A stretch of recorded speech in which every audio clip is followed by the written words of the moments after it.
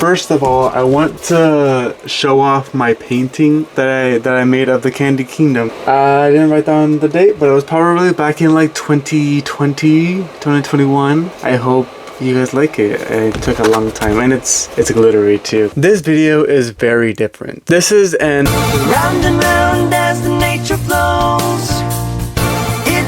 I love Adventure Time, as you can tell, but I always see this recurring theme with the fans where they say that they don't like Princess Bubblegum, or they think that she's a bad person, or that she's so many things. I wrote down some notes just so that I can keep my trail of thought, you know, good, but it's something I wanted to talk about a lot. I am a true defender of Princess Bubblegum, of PB, if you will. That feels weird. I feel like I need to know her on a personal basis to call her PB. Anyways, I'm here to defend Princess Bubblegum and give you my argument as to why she is not a bad person.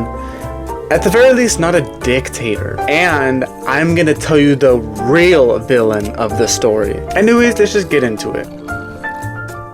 Let me get this started by saying Princess Bubblegum is not perfect. She's a complex character. She could be controlling, cold, calculated, distrusting. Yes, that is generally very true with the character. But she is also caring, intelligent, learns from her mistakes, grows mentally, powerful, and always puts her citizens first. Point number one, Princess Bubblegum is described as a dictator by many of the fans. Let me tell you the actual definition of a dictator. A dictator is someone who has taken full control of a country, typically taken by force. You can't tell me that you were gonna compare her to Hitler, Stalin, Donald Trump. Sure, she has control of the Candy Kingdom, but who else is gonna take care of their citizens? She's the one that made the country in the first place. Not only that, but she listens to her people. In the episode Hot Diggity Doom, the Candy Kingdom literally votes Princess Bubblegum out of office, and they get the King of Ooh, which is the true dictator, to be their new queen.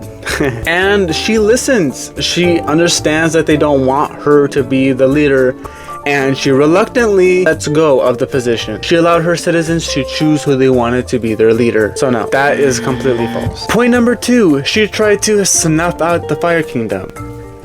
Snuff out. Anyways, in the episode The Cooler, we see that something is going on in the Fire Kingdom, right? Apparently they are losing their temperature and it's getting really cold. Flame Princess asks for help from Princess Bubblegum, and so she goes over there to help them with their problem. It is revealed at the end of the episode there was actually Princess Bubblegum that was actually cooling down the Fire Kingdom, asking Ice King to cool it down, anyways, so that she can infiltrate and take out their giant flame warrior things, or whatever they were called. And so often people say that she controlling, all because of the situation, because she manipulated people, like she got into the Fire Kingdom because it was her, and she tried to take out their weapons or whatever. Let me remind you, at the very end of this episode, we see that one of Flame Princess's advisors, I guess, one of her brothers or something like that, he was explicitly stating that he wanted to invade the Candy Kingdom. And because of Princess Bubblegum and being so intelligent, she already knew that, and she didn't know if she could trust Flame Princess to keep her advisors in check. I'm not saying that she's perfect. I'm just saying she had her own reasons. She didn't want her Candy Kingdom to go up in flames. I mean, look at that. She's the only one that could protect them, and she will do everything she can to protect them. She made them, she's got to protect them. She had a right to do whatever she needed to protect them. She's cold, she's calculated, she's a bad. Obviously, she could have gone about it a different way, but that's the one she chose, and in the end, she does leave them with one of the fire giants so that she doesn't take out, you know, all of their stuff. Point number three, she is described to have taken advantage of Finn. This is a very large leap that I hear a lot. Let me say this, Finn, obviously he was more of a kid, so he couldn't make the best decisions, but I believe that's why Princess Bubblegum was there in the first place. PB was there to help him become the greatest warrior that he could be, but she knew his limit and knew maybe some things Finn Finn could not actually handle. Also, both Finn and Princess Bubblegum state that Finn's loyalty lies in the Candy Kingdom, not in her specifically. We see this in the episode of King of Boo as well. She says, no, you are not loyal to me, you're loyal to the kingdom, so please keep the kingdom safe. She shows that she's not interested in Finn. She's 18, he's like what, 12 to 13. She shows that she's just there to be as more like a protector or somebody to keep him safe. So no, she never took advantage of Finn. You know who did take advantage of Finn? LSP. What a nasty blob. Point number 4. So this is kind of a point that we see in the show that's stated by the Banana Guards. In the episode The Thin Yellow Line, Banana Guard 16 states that Princess Bubblegum has done many things that are really scary and just straight up awful, to be honest. But the point of the episode was to show that some things were completely misinterpreted and they weren't actually knowing the full story of the stuff that she had done in the past. And she even states herself, sometimes she has done stuff in the past that she's not particularly proud of, but that just showed her growth throughout the show anyways. Number 5, another thing that stated she iced the Rattle Balls soldiers or whatever. So the Rattle Ball soldiers were created to keep the, I guess, the streets of the Candy Kingdom safe. But in the end, Princess Bubblegum chose to literally kill them all and crush them into one solid block. Now this wasn't just for no reason. I believe it was like insinuated that they were literally beating up her candy citizens and that they were running underground fighting rings like Fight Club. And so she finds out that they were like having a drive for violence for no absolutely reason. And she possibly could have gone it a different way, but she did take them out, except for one, the Rattle Ball, the one Rattle Balls that we see after the entire exchange. So we find out that there's one more, but we learn that he's not violent like the other ones anymore, at least. Finn obviously tattles on him.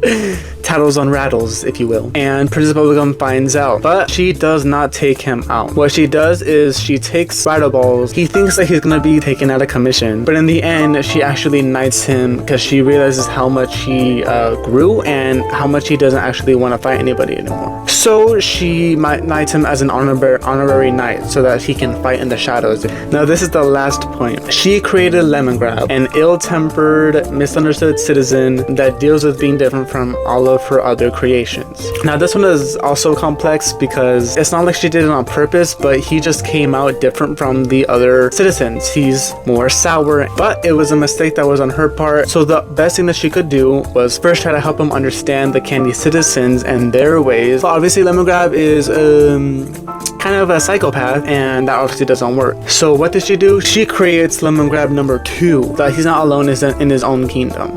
Ew. Does your head come to a nub? She also sends them seeds so that their lemon kingdom doesn't die of starvation, because Lemongrab and Lemongrab couldn't take care of their citizens. And she also tried to help Lemon Hope, one of the citizens that could actually live a normal life. I mean, what else can she do? She really can't do anything. They have their own kingdom. They have their own ways, you know?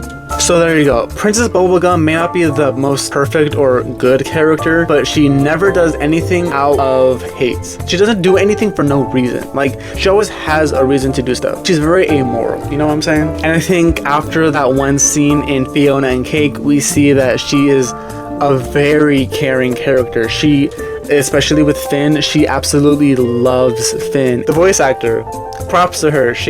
Rent was actually probably due, and it just shows how much that she actually cares for the people around her, especially the ones that she loves and cares for. But you know who I have real strong opinions about? Jake the dog. That man, look, I love him. I do. I love that man so much. But like, I can't get over the fact of so much stuff that he's done that's so, like, I guess out of character. Not even really out of character, that's just what he did, but it's just so glossed over. Like, he has admitted to apparently being a criminal, stealing old women's purses and stealing cars or whatever he was, or bikes or whatever. Yes, he was young and he moved past that, but even then, there was no reason for him to do that. He just did it and he didn't know it was wrong, apparently. Also, he doesn't take care of Finn that well. I mean, obviously he keeps him at bay, but there's so many episodes where he lets him down in so many ways when Finn, at that moment, moment really needed someone to help him out. Like in the episode with Hall of Egress, Finn goes through this entire process of not being able to see. He's stuck in the Hall of Egress, and there's no way of him to open his eyes back again without appearing back in Hall of Egress. And in this moment where you think you would need somebody to help you out and be supportive and loving, make you not feel alone, Jake the dog comes in and gives him some bullcrap little scenario saying, oh yeah, I'm not real, so whatever you're dealing with isn't real. It makes him feel bad for it, even though it was full on real. And he made him restart the entire process like so many times. Finn literally had to leave the house to go take care of this by himself. He couldn't trust Jake to help him out with that. And so he leaves, and because Finn is the GOAT, I love my boy Finn, he's my favorite character if you can't tell. He goes out and he basically defeats Hall of Egress by himself with no help from Jake the dog except for him restarting the entire process. I hope that's not too loud. I brought the mic closer because I want to show you guys the intense feelings I have against him.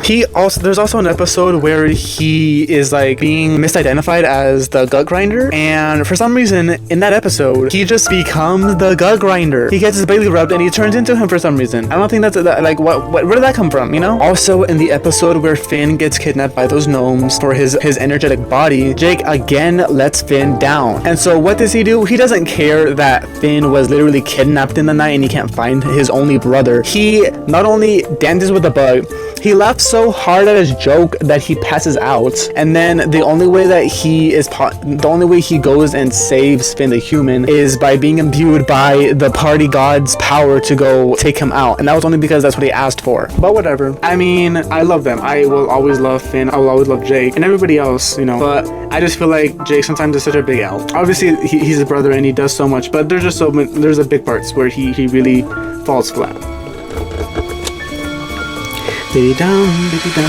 Also, they mentioned that Goliad, her, I guess her successor, she becomes evil and tries to take over the Candy Kingdom using control and manipulative tactics. And so people often mistake those attributes coming from Princess Bubblegum. But the only reason why she started to do that was because Jake the dog showed her that controlling and anger and fear controls people more. And so he couldn't for one episode just take care of some damn kids, and he had to take Goliad down a bad route. And so that's where she gets that mindset mostly from. And people blame Princess Bubblegum. Like, it's not even Princess Bubblegum's fault. And if it wasn't for my goat Finn with his Stormo, there was no possible way to defeat Goliad because of what Jake started. And so Finn had to basically sacrifice his child and keep Goliad at bay for all of eternity. Anyways, I think that is Anyways, I think that's the end of the video. Please let me know your guys' opinions down below if you have anything you want to add. If you can't tell, I love this show so much. It's top 3 favorite shows of all time, and I'm just super glad that I can have a place to talk about it, and I hope that I can spark up a really cool conversation with a bunch of people that's about to really like the show. But as always, remember, this wasn't a theory, it was just a rant. Thank you so much for watching. If you want to see more, let me know down in the comments below. Comment, subscribe, do whatever you gotta do to make you feel good, because I feel like you deserve it. And that is all. Bye bye, stranger. Mwah. Oh my god, it tastes good. What the fuck?